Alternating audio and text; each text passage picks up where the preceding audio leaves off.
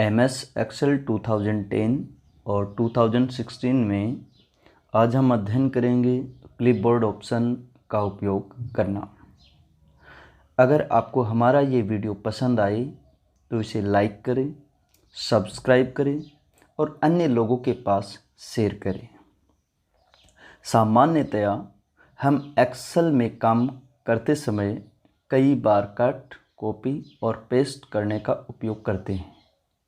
किसी भी टेक्स्ट को पेस्ट करने के बाद जब हम कोई नया टेक्स्ट कट या कॉपी कर लेते हैं तो पहले वाला टेक्स्ट जो हमने कट और कॉपी किया था वो चला जाता है और उसके स्थान पर नया टेक्स्ट हमारे पास रह जाता है।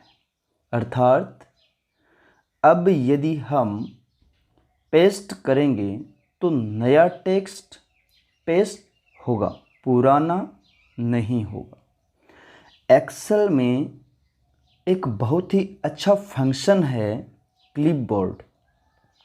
इसमें कट या कॉपी किए हुए 24 टेक्स्ट अपने आप अस्थायी रूप से स्टोर हो जाते हैं और 24 से अधिक टेक्स्ट कट या कॉपी करने पर पहले के टेक्स्ट डिलीट होकर उसके स्थान पर बाद वाले टेक्स्ट आ जाते हैं।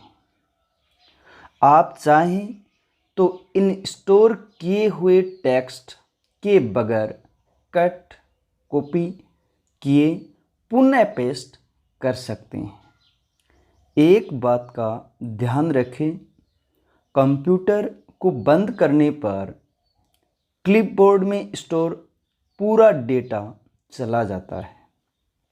तो आइए देखते हैं हम क्लिपबोर्ड का उपयोग कैसे कर सकते हैं।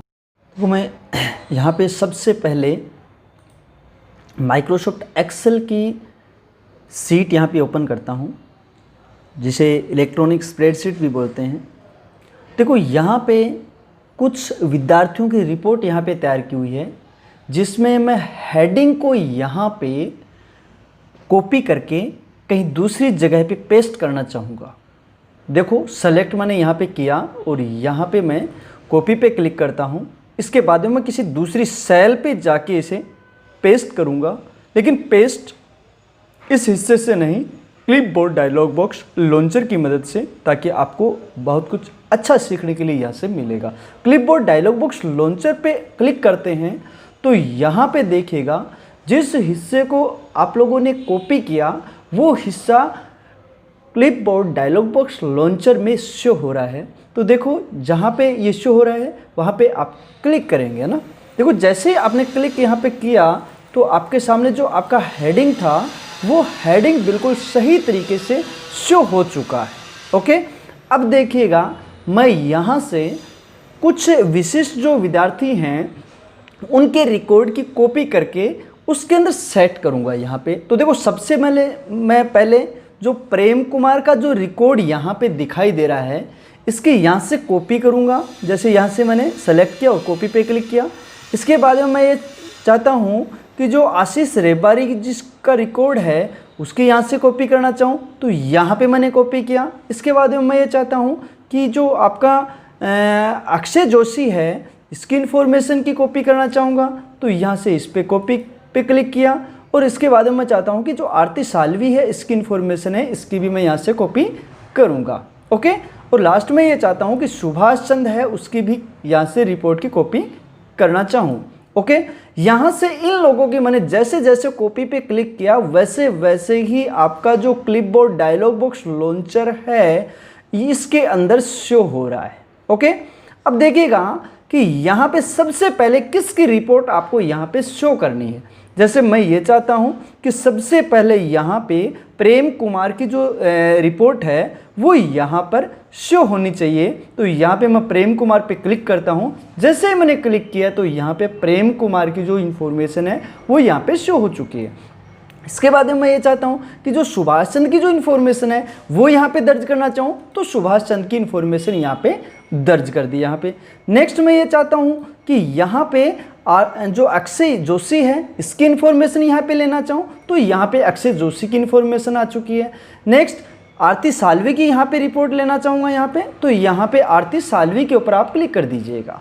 ओके, इसका मतलब यहाँ पर अब किसी भी स्टूडेंट की स्पेशल रिकॉर्ड की यदि आप रिकॉर्ड लेना चाहें और किसी दूसरी सेल में आप सेट करना चाहें तो आप बिल्कुल आसानी से यहाँ पे सेट कर सकते हैं। देखिएगा, आप कई स्टूडेंट्स ये सोच रहे हैं कि सर हमें ये एक साथ में ले लेने चाहिए। नहीं, एक साथ में यदि आप लेना चाहें तो एक साथ में ले सकते हैं, लेकिन ऐसा हो सकता है कि आप एक साथ में लेना नहीं चाहते हैं, कि कुछ स्टूडेंट्स ऐसे हैं जिनका रिकॉर्ड आगे नहीं ले जाना चाहते हैं, तो आप ऐसे कर सकते हैं। और यदि आप ले जाना चाहते हैं, जैसे मुझे ये सारे के सारे जो आपने कॉपी किया था वो सारे के सारा डेटा है वो नेक्स्ट कहीं सेट करना है। जैसे मैं यह चाहता हूँ कि यहाँ पे ये सारे के सारे जो डेटा आपने लिए हैं वो सारे के सारे यहाँ पे शो होने चाहिए, तो बिल्कुल आसानी तरीके से ले सकते हैं। तो यहाँ पे दिखाई दे रहा है पेस्ट ऑल, लेना कहाँ है, इस सेल पे, सेल को क्या कर लिया आपने, एक्टिव कर लिया, और यहाँ पे क्या करना है, पेस्ट ऑल पे क्लिक करना है। जैसे ही आपने पेस्ट ऑल पे क्लिक किया तो ये सारे के सारे डेटा है वो आपका एक साथ में शो हो चुका है, बिल्कुल सही तरीके से हुआ है। अब देखिएगा, कई बार क्या होता है कि जैसे कि इस सीट के अंदर डेटा हैं और यही डेटा मुझे जो आपके स्पेशलिस्ट जो स्टूडेंट्स थे उनके डेटा है वो किसी दूसरी सीट के अंदर आप ले जाना चाहते हैं तो आप ले जा सकते हैं। देखिएगा, नेक्स्ट सीट पे जाने के लिए Ctrl+N करके जा सकते हैं, या फिर फाइल में जाके जो बैक स्टेज व्यू है वहाँ पे क्लिक करके न्यू पे जाके और नई सीट ले सकते हैं। लेकिन यहाँ पे मैं दोस्तों Ctrl+N करता हूँ। देखिएगा, यहाँ पे इस सीट के अंदर भी मुझे वो रिकॉर्ड चाहिए जो प्रेम कुमार का था, सुभाष चंद्र का था, आरती साल्वी का था। ये जो डेटा था वो डेटा मुझे इस सीट के अंदर भी चाहिए। तो मैं क्या करूँगा, मुझे कहाँ जाना है, clipboard dialogue box launcher. Okay, देखो जहाँ पे आप लोगों ने कॉपी किया था वो सारा का सारा डेटा है वो यहाँ पे शो हो रहा है। जैसे मैं ये चाहता हूँ कि क्या चाहिए, आपका जो हेडिंग था वो हेडिंग चाहिए मुझे, तो जैसे मैं हेडिंग पे क्लिक करूँगा तो आपका हेडिंग है वो यहाँ पे शो हो चुका है। ओके, अब किस किस स्टूडेंट के आपको यहाँ पे डिटेल चाहिए, जैसे मैं चाहता हूँ कि सुभाष चंद्र के जो डेटा है वो सबसे पहले चाहिए, इसके बाद में मुझे क्या चाहिए, प्रेम कुमार के चाहिए, तो यहाँ पे यहाँ पे देखो नेक्स्ट सेल पे क्लिक करना होगा, और यदि आपको प्रेम कुमार के चाहिए तो यहाँ पे क्लिक कर दीजिएगा। नेक्स्ट सेल में आपको क्या चाहिए कि आरती साल्वी के चाहिए तो आरती साल्वी पे जाके क्लिक कर दीजिएगा। नेक्स्ट किसी के भी डेटा यदि आपको चाहिए तो वो आप ले सकते हैं। इसका मतलब देखो, क्लिपबोर्ड डायलॉग बॉक्स लॉन्चर की मदद से आप किसी भी सीट में जाके आसानी तरीके से आप काम कर सकते हैं। ओके, अब देखिएगा, एक बहुत ही बेहतरीन एक अच्छी एक कंडीशन बताने जा रहा हूं जिसके अंदर मैं ये चाहता हूं, देखो कि ये जो आपका जो डेटा है ये डेटा मुझे किसी तस्वीर के अंदर नज़र आना चाहिए। मैं ये चाहूँगा कि ये जो डेटा है वो एक इमेज के टाइप में दिखना चाहिए, ताकि क्या हो सके, मैं ये चाहूँ कि ये यदि इसको घुमाना चाहिए, रोटेट करना हो, घुमाना हो, किसी भी साइड में, लेफ्ट साइड में घुमाना हो, राइट साइड में, या फिर मुझे इसको मूव करवाना हो, तो वो स्थिति कैसे बनेगी। तो देखिएगा, यहाँ पे देखो, सबसे पहले मैं क्या करता हूँ, इसको सेलेक्ट करता हूँ और यहाँ पे आता हूँ कॉपी पे। कहाँ पे पहुँच रहा हूँ, कॉपी पे पहुँचा, और कॉपी पे जाके क्या करूँगा, कॉपी एज पिक्चर पे क्लिक करूँगा। दोस्तों देख लीजिएगा, यहाँ पे कॉपी पे क्लिक ना करके कहाँ कर रहा हूँ मैं, कॉपी एज पिक्चर पे क्लिक कर रहा हूँ, और यहाँ पे क्लिक किया, और यहाँ पे क्या करना है, एज शो ऑन स्क्रीन, तो ओके यहाँ पे क्लिक करना है। ठीक है, नेक्स्ट अब आपको वो इस जो पिक्चर के रूप में दिखाना है वो दिखाना किस सेल में, जैसे मैं इस सेल के ऊपर यहाँ पे मुझे यहाँ पे शो करवाने हैं। ठीक है, यहाँ पे क्लिक किया और कहाँ जाना है, आपको डायरेक्टली पेस्ट पे जाना है। ओके दोस्तों, ये देखो आपका नॉर्मली जो डेटा है वो उस हिसाब से नहीं आया है। देखो, इसको आप किसी भी तरीके से रोटेट कर सकते हो, किसी भी तरीके से घुमा सकते हो।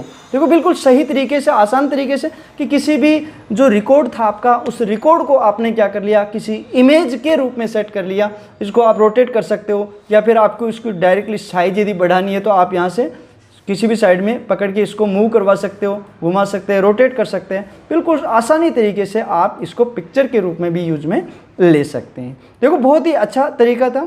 नेक्स्ट अपन जो वीडियो होगा वो आपका माइक्रोसॉफ्ट एक्सेल में पेस्ट स्पेशल कमांड होगी, जो बिल्कुल ही ऑफिस के अंदर यूज में आने वाली कमांड होगी। चलो आज की क्लास फिनिश करते हैं।